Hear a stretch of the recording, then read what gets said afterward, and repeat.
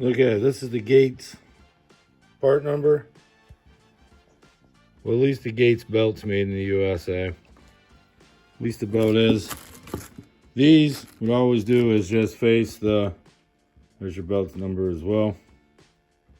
What these ones are here, what I always do is just face the lettering just like this on the pulley. I'll show you what's on there as well. And this Gates one came with the OEM ones, which is good. There you go, GMB. And that's actually OEM. So anything that's not OEM would be the water pump in that belt. They're usually generally good. The Gates is going to be your better, cheaper option to OEM. So there we go with that. All right, you guys see the white line right there, the mark on the crank. See the mark in behind on the oil pump. That'll let you know you're on top dead center. And then this one on the head has to line up as well.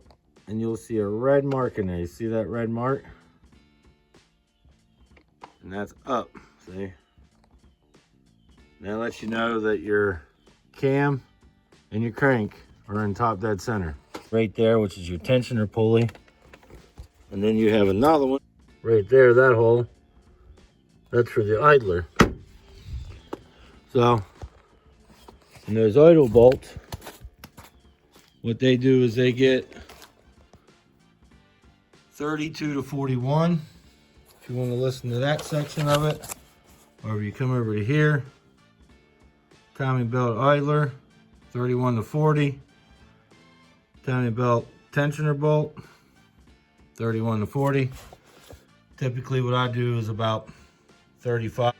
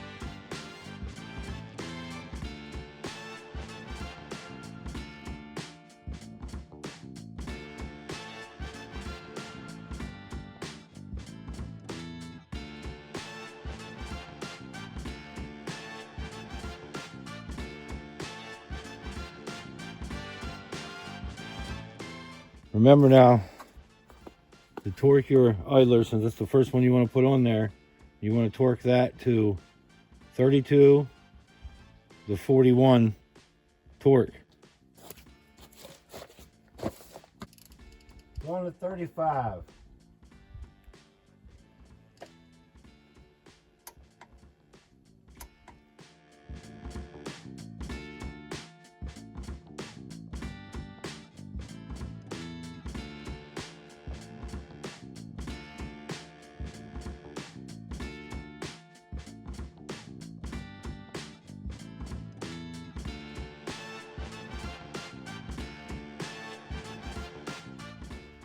Okay, as you can see, we're still at time at the top up here.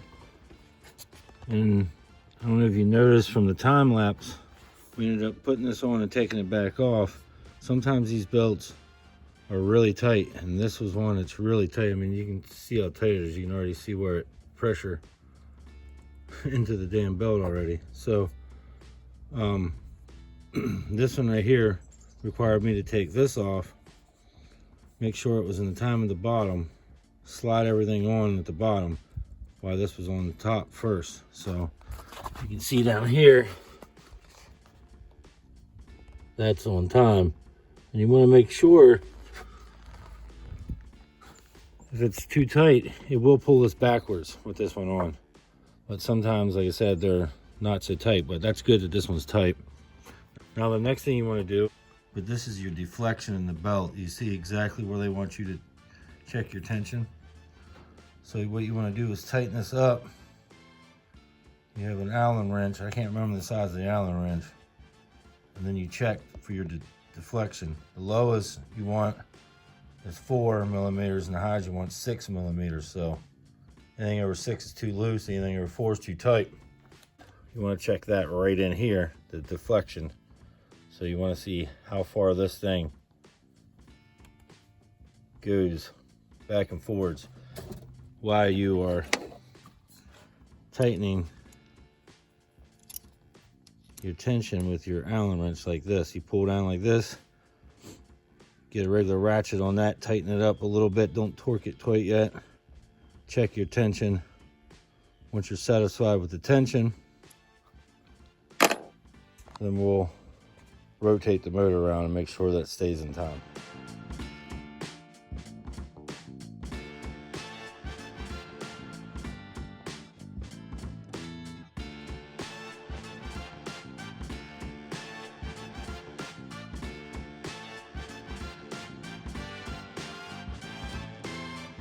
Okay, by far this is no way to be judging this, but for example, that's 5 millimeters. So you wouldn't want any more deflection from this to this, back and forth. This is a 31. This is where you can actually have them at. That's at 31. 33. 34, 35. Just a little bit more on this one. See, we're torqued. So that's done. Deflection looks good to me. So now what I'm doing is I'm going to crank it. And we'll make sure our lines are still lined up, or timing marks. See, we cranked it over. I did it twice. Lines up there. Lines up there. So we're good.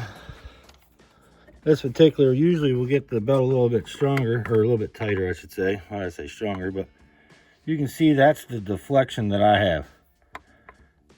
If you guys can judge that off a camera and want to use that as a judgment, that's the deflection I have. But literally, that's how you do the timing belt. On a 1.8, 2.0. Honestly, you can use this method clear up to many years, but I'm just going to do 96 to 2001. I like beta ones, so that's what I use. Yeah, it's in time. So everything we're going to do now is put this thing back together, guys.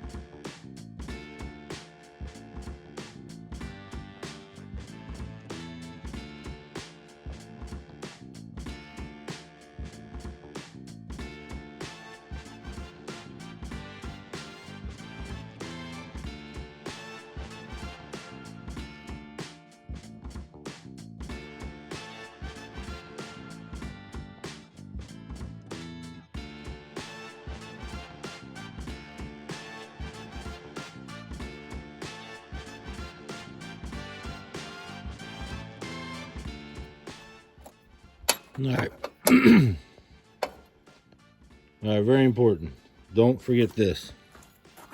This goes, obviously, with the key here. Make sure that's on there before you put this on here. And what I always do is put a little bit of anti-seize. As you can see, mine has it in there.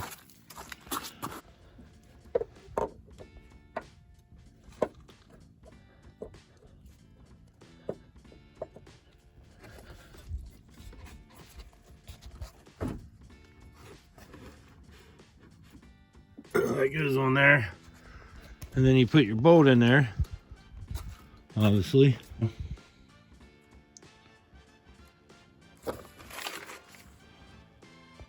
Crankshaft pulley bolt. 125 to 133. Me, I do about 4 ugga-uggas on my Iggersar ran impact, and I call it a day. So, but if you guys want to do it that way, that's the torque spec on it.